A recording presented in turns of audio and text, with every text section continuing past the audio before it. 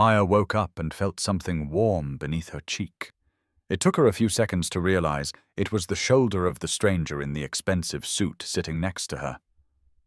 "Oh my God, I'm so sorry!" She jerked upright, her face burning red. He said nothing, just looked at her with a strange expression. Not angry, not annoyed, but something else. Pain. As if her sleeping on his shoulder had just awakened a memory he wanted to forget. "It's fine," he finally said, his voice hoarse. But the way he looked at her, the way he gripped the armrest until his knuckles turned white, the way his breathing grew heavy, as if suppressing something about to break, all of it told Maya that no, it was not fine at all.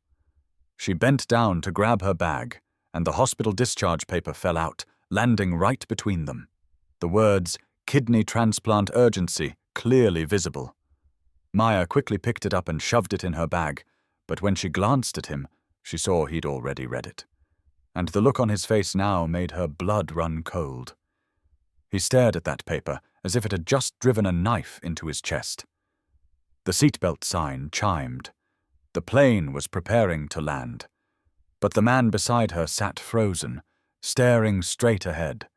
And Maya couldn't understand why a hospital paper about her brother would make a complete stranger look like his world had just collapsed all over again. David Crane had not flown economy class in 15 years. The last time had been when he was 23, scraping together enough money to fly cross-country for a job interview that would eventually lead to his first real estate investment. Now, at 38, he owned the company that had hired him back then, along with 17 others.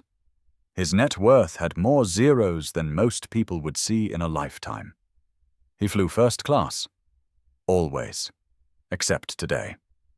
Today, an emergency board meeting had been called 4 hours before the last flight out, and by the time his assistant booked his ticket, first class was sold out. Business class was sold out.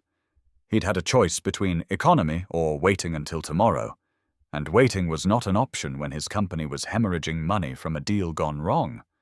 So David Crane, CEO of Crane Capital, sat in seat 23B, his knees pressed against the seat in front of him, surrounded by crying babies and the smell of fast food someone had smuggled on board.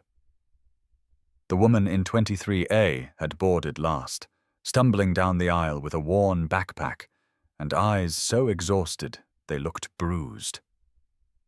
She'd mumbled an apology as she climbed over him to reach the window seat, then immediately put her head against the wall and closed her eyes.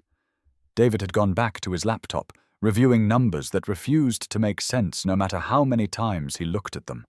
But 20 minutes into the flight, turbulence hit. The plane shook. The seatbelt sign came on. And the woman beside him, who'd been sleeping against the window, had shifted in her sleep and ended up with her head on his shoulder. David had frozen. His first instinct was to wake her up, push her off, reclaim his personal space. But something stopped him. Maybe it was the way she looked so completely exhausted, like she'd been running on empty for days. Maybe it was the quiet sound she made, almost like relief, as if this was the first real sleep she'd had in a long time. Or maybe it was because, for just a moment, having someone lean on him reminded David of his sister, Sarah, who used to fall asleep on his shoulder during long car rides when they were kids. Sarah, who'd died 6 months ago. Sarah, who'd called him 3 days before she overdosed, asking for help, and David had said no. He'd let the woman sleep, let his shoulder go numb, let the laptop battery die because he couldn't reach the charger without moving. And he'd noticed things. The calluses on her hands, visible when she shifted and one hand fell into her lap. The kind of calluses that came from the hard manual labor. The faded jeans with a patch sewn carefully over one knee. The jacket that was clean but worn thin at the elbows.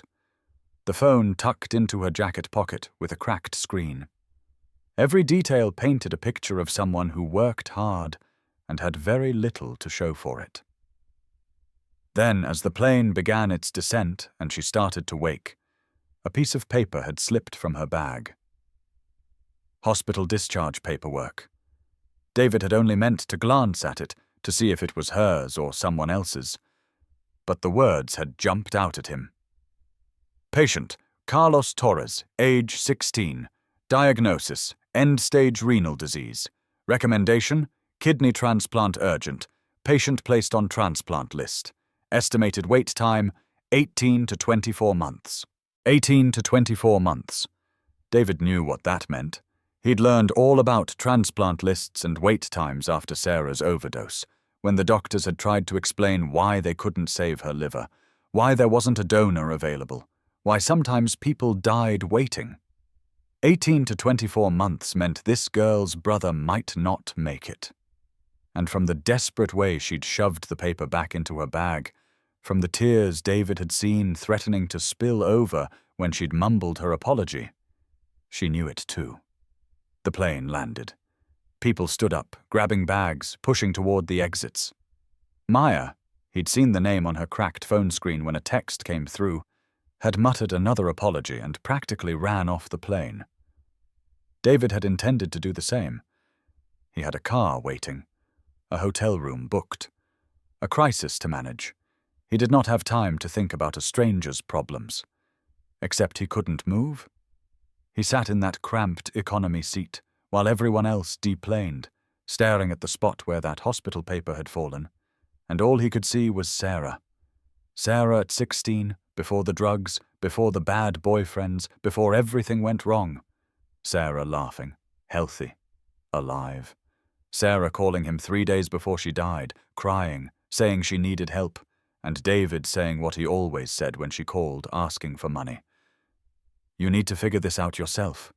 I'm not enabling you anymore. Tough love, his therapist had called it. Setting boundaries, not rescuing someone who needed to hit rock bottom before they could recover. Except Sarah hadn't recovered. She'd died. And now David sat on an empty plane, looking at the problems of another girl with a dying sibling, and he couldn't shake the feeling that he'd been given a second chance. A chance to do what he should have done 6 months ago. A flight attendant touched his shoulder gently.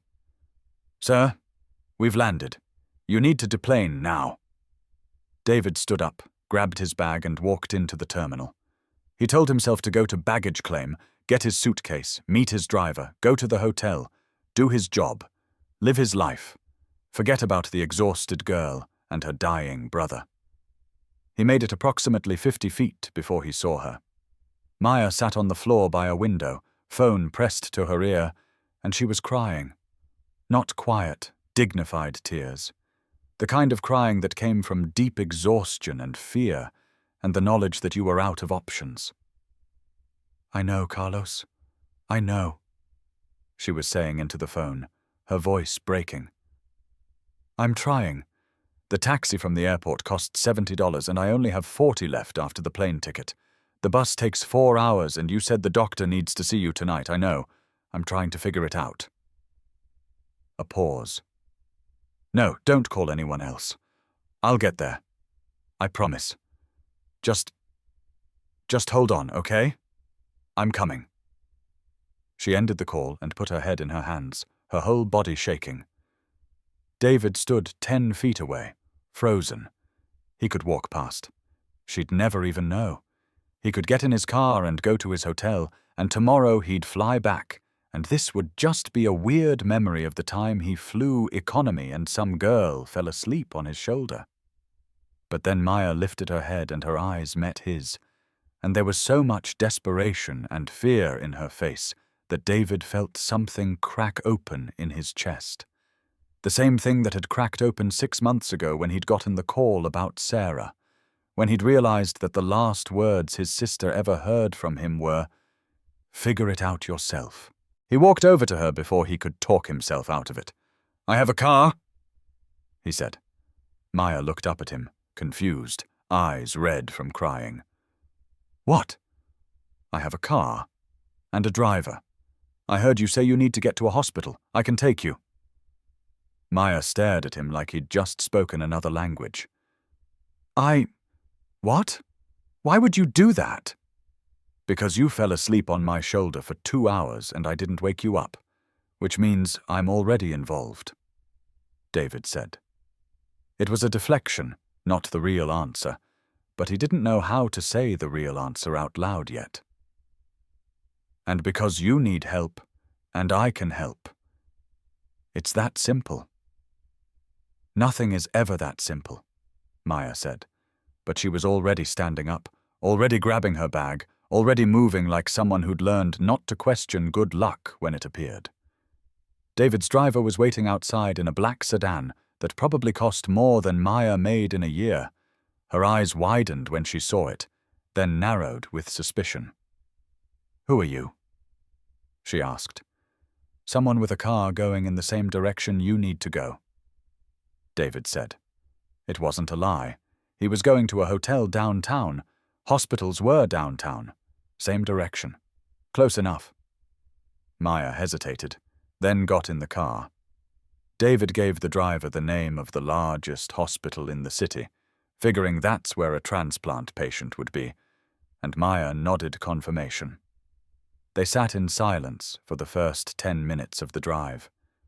Then Maya said quietly, "Thank you. I don't know why you're doing this, but thank you."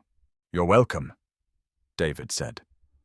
Then, because he couldn't help himself, because the paper was burning a hole in his memory, he added, "Your brother, the transplant. How long has he been sick?" Maya's hands tightened on her backpack. 2 years. Kidney disease. Genetic. The doctor said he needs a transplant, or... She stopped, swallowed hard. "Or he won't make it past his 17th birthday, which is in 4 months. David felt his chest constrict. "Are you a match? To donate?" "No. Wrong blood type. We tested everyone in the family. No matches. So he's on the waiting list, but the doctors said realistically it takes 2 years to get a kidney, and Carlos doesn't have 2 years. Maya's voice was flat, reciting facts she'd clearly repeated many times. "I work 3 jobs trying to cover his medical bills. I moved back home to help take care of him. And I fly back every time he goes to the hospital because I'm scared that one of these times I won't make it back in time." The pain in her voice was so raw that David had to look away. He understood that pain. He'd lived it 6 months ago, racing to the hospital after the call about Sarah, knowing with sick certainty that he wouldn't make it in time. And he hadn't. She'd died alone. And the last conversation they'd had was him telling her he was done helping her. "I lost my sister 6 months ago," David heard himself say. Maya turned to look at him, surprised. She was an addict. Pills, mostly. She'd call me every few months asking for money. For rehab, she'd say. Or to pay off a dealer. Or for rent. And I'd give it to her, and she'd disappear for a while. Then call again. It went on for years. Finally, my therapist told me I was enabling her. That I needed to stop giving her money. That she needed to hit rock bottom before she'd get serious about recovery. He paused, the words catching in his throat. So the next time she called, 3 days before she died, I said no. I told her I loved her, but I couldn't keep doing this. That she needed to figure it out herself. She said okay. She said she understood. And then she overdosed, and I never got to talk to her again. Maya was quiet for a long moment. Then she said softly, "That wasn't your fault." "Wasn't it?" David looked at her. "I had the money. I could have helped. Maybe it wouldn't have changed anything. Maybe she would have died anyway. But I'll never know. All I know is that my sister needed help and I said no. And now she's gone." "And so you're helping me because you couldn't help her," Maya said. It wasn't a question. David nodded. "Maybe. Or maybe I'm helping you because someone needs help, and I have the ability to give it. And this time, I'm not going to say no." The hospital appeared ahead. The driver pulled up to the emergency entrance. Maya grabbed her bag, then hesitated. "I don't even know your name." "David," he said. "Maya." she replied. Then, impulsively, she reached out and squeezed his hand. Thank you, David, for the ride, for listening, for not looking away. She got out of the car and disappeared through the hospital doors, and David sat in the back of the sedan, feeling like he'd just been punched in the chest. Because Maya was wrong. He'd spent 6 months looking away from his guilt about Sarah, looking away from anything that reminded him of her, looking away from his own grief by drowning himself in work. But sitting on that plane with Maya's head on his shoulder, reading that hospital paper, hearing her cry about her dying brother, he couldn't look away anymore, and maybe he didn't want to. David told his driver to wait. He went into the hospital, found the information desk, and asked about Carlos Torres. The woman at the desk gave him a room number after he claimed to be a family friend, and David took the elevator up, not sure what he was doing but knowing he couldn't leave yet. He found the room. Through the window he could see Maya sitting beside a hospital bed where a teenage boy lay connected to various machines.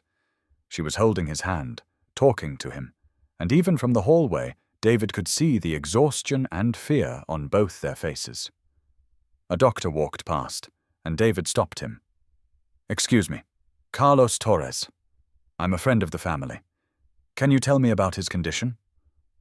The doctor looked at him skeptically. HIPAA regulations mean I can't discuss a patient's condition with non-family members. David pulled out his wallet and handed the doctor his business card. My name is David Crane.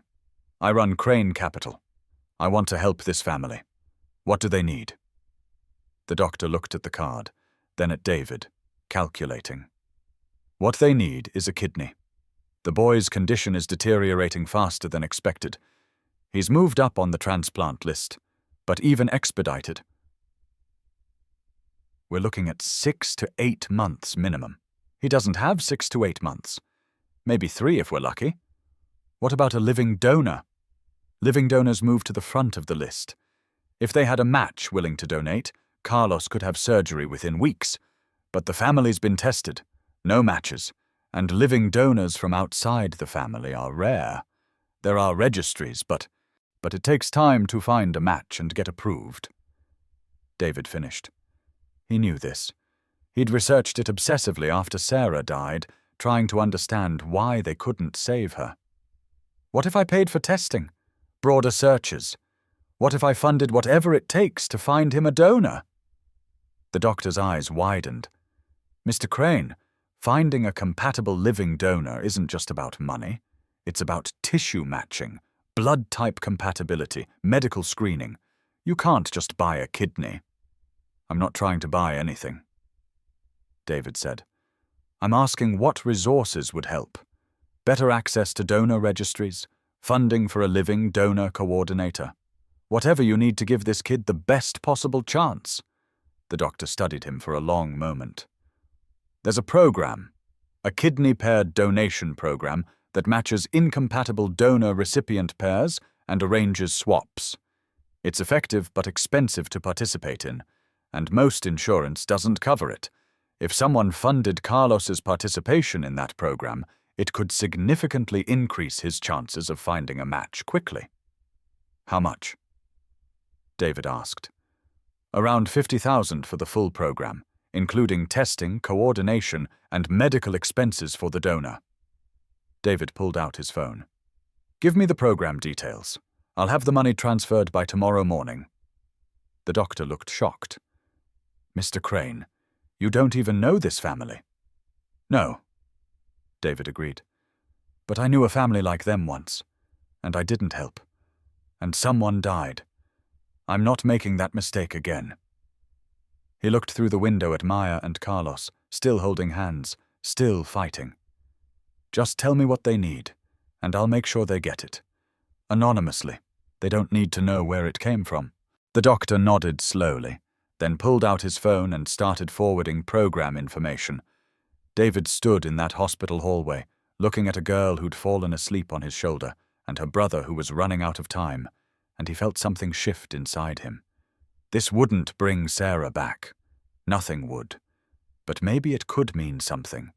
Maybe it could be the thing that made the last 6 months of guilt and grief hurt a little less.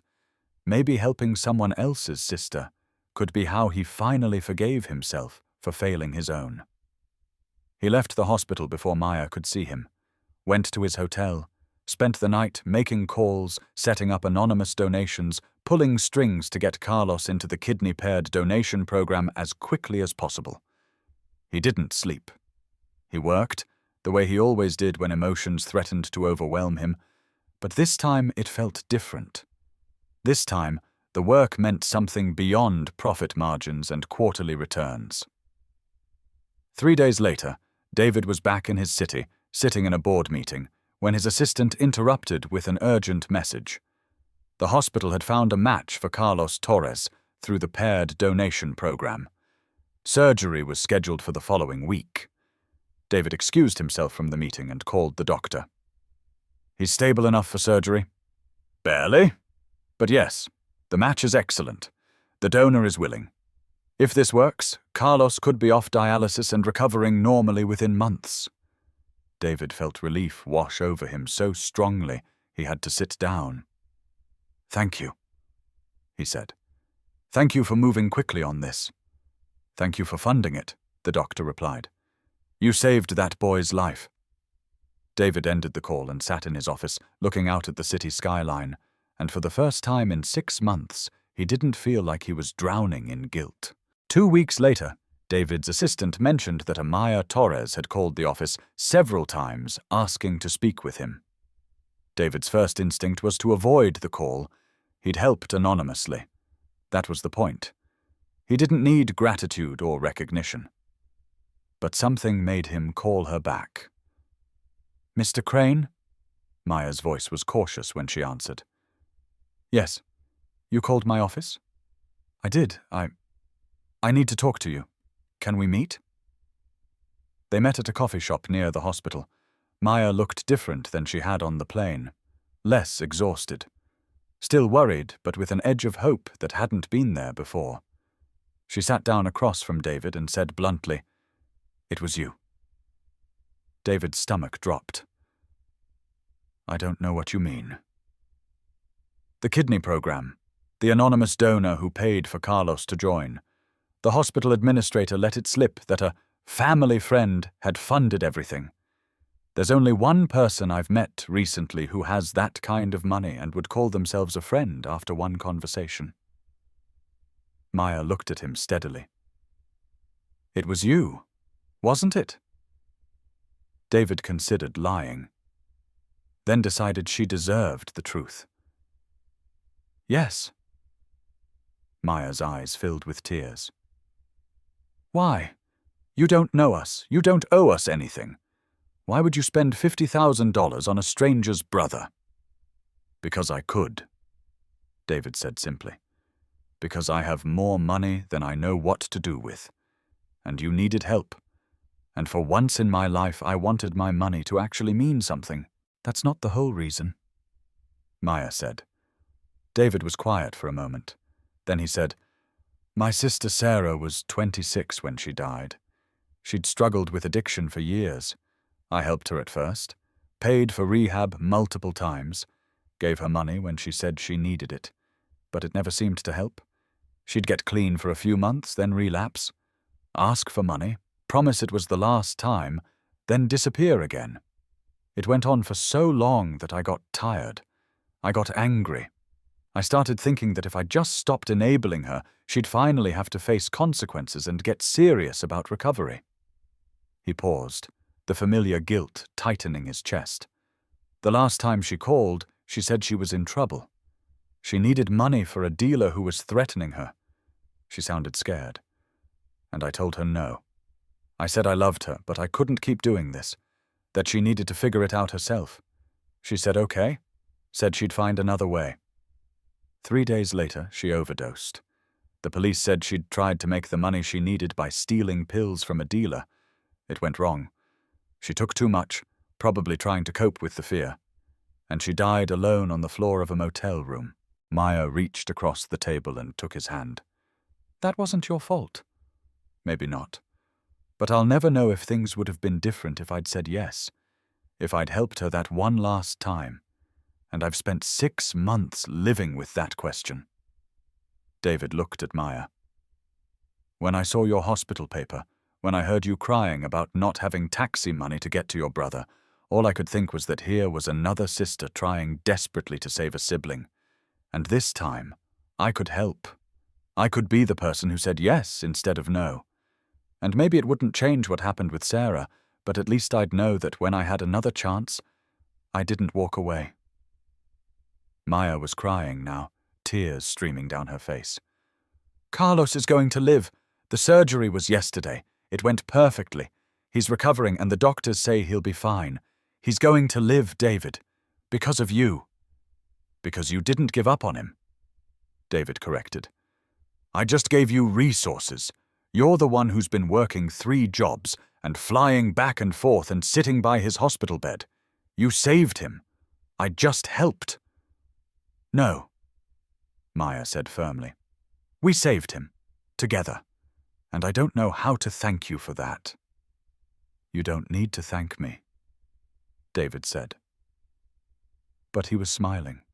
Really smiling, for the first time since Sarah died. Just promise me something. Promise me that when you see someone else who needs help, someone who's drowning and desperate and out of options, you'll remember this. And you'll help if you can. That's all I want. Just pass it forward. Maya nodded. I promise. They talked for another hour. Maya told him about Carlos, about his dreams of going to college despite his illness, about how scared she'd been that she'd lose him. David told her more about Sarah, about the good times before the addiction, about how he wished he'd done so many things differently. And slowly David felt something shift. The guilt didn't disappear.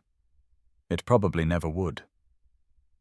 But it felt less crushing now, less like something that was drowning him, and more like something he was learning to carry. When they finally said goodbye, Maya hugged him tightly. Thank you, she whispered, for everything, for the ride, for the help, for seeing me when I was invisible. David hugged her back, and he thought about how strange it was that a chance encounter on a plane, a girl falling asleep on his shoulder, had somehow become the thing that saved him as much as it saved her brother. 6 months later, David stood at the opening ceremony for the Sarah Crane Foundation, a non-profit he'd started to help families dealing with addiction and organ transplant needs. Maya was there, along with Carlos, who looked healthy and strong and nothing like the dying boy David had seen through that hospital window. The foundation had already helped 12 families in its first 3 months of operation. 12 families who might have fallen through the cracks of the healthcare system, who might have lost someone they loved because they didn't have money or resources or access. 12 families who now had a chance because David had decided to turn his guilt into action and his wealth into something that mattered. At the reception afterward, Carlos came up to David, shy but determined. Mr. Crane, I wanted to thank you. My sister told me what you did, about the money and the program and everything. You don't need to thank me, David said. Yes, I do, Carlos insisted, because you saved my life, and because I want you to know that I'm not going to waste it. I'm going to college next year. I'm going to study medicine. I want to become a transplant surgeon so I can help other people the way you helped me. David felt his throat tighten. That's a good dream, Carlos. It's because of you, Carlos said. You and Maya. You both showed me that people can be good, that they can help even when they don't have to. I want to be that kind of person. After Carlos walked away, Maya appeared at David's elbow. You doing okay? She asked. David looked around the room at all the people who were there because he'd decided to do something good with his money. Because one girl had fallen asleep on his shoulder and reminded him that he was still capable of caring about people. Because he'd been given a second chance, and he'd taken it. "Yeah," he said. "I think I'm doing better than okay." Maya smiled. "Good. Because I have someone I want you to meet. Her name is Jennifer. Her daughter needs a liver transplant, and she's exactly the kind of person your foundation was created to help." David took the file Maya handed him, reading about another desperate family, another dying child, another chance to help. And he thought about Sarah, about how she'd struggled and suffered and died without him being there, about how he couldn't change that. But he could honor her memory by making sure other people didn't die alone and scared because no one would help them. "Set up a meeting," David said to Maya. "Let's figure out what they need." As Maya walked away to make the call, David stood by the window looking out at the city and feeling, for the first time since Sarah died, like his life had purpose beyond just accumulating wealth. Like maybe the reason he'd built his company and made his fortune was for this: to have the resources to help when it mattered most, to be the person who said yes when someone needed it desperately. Years later, when people asked David about the Sarah Crane Foundation and why he'd started it, he'd tell them about a plane ride, about flying economy for the first time in years, about a girl who'd fallen asleep on his shoulder because she was so exhausted from trying to save her brother, about a hospital paper that had fallen out of her bag and reminded him of everything he'd lost and everything he could still save. He'd tell them that sometimes the most important moments in life come when you're not looking for them, when you're just sitting on a plane next to a stranger and that stranger falls asleep on your shoulder, and you have a choice. You can push them away and go back to your own problems, or you can let them rest. You can read the papers that fall from their bag. You can see their desperation and their fear and their love. And you can decide to help. Not because you have to, not because it benefits you, but because you can. Because you have resources and they need help, and sometimes that's reason enough. David never told people the whole truth, though, that the girl falling asleep on his shoulder had saved him as much as he'd saved her brother. That her desperate phone call in the airport had given him a second chance to be the brother he should have been to Sarah. That helping her had been the first step in figuring out how to live with his guilt and his grief. Some things were too personal to share with the world. But every time David met a new family through the foundation, every time he signed off on funding for someone's surgery or treatment or care, he'd think about Maya Torres, about how she'd fallen asleep on his shoulder during a turbulent flight, and when she woke up, both of their lives had changed forever. Not because of money, though money had helped, but because two people in crisis had found each other at exactly the right moment, and they'd both decided, in their own ways, not to look away, to help, to care, to turn pain into purpose and guilt into something good. And really, David thought, as he sat in foundation meetings, or signed donation checks, or met families who reminded him so much of Sarah that his chest ached, that was all anyone could do. Take the broken pieces of their own story and use them to help write better endings for someone else's. It wouldn't erase the past. It wouldn't bring back the people they'd lost. But it meant something. And sometimes meaning was enough.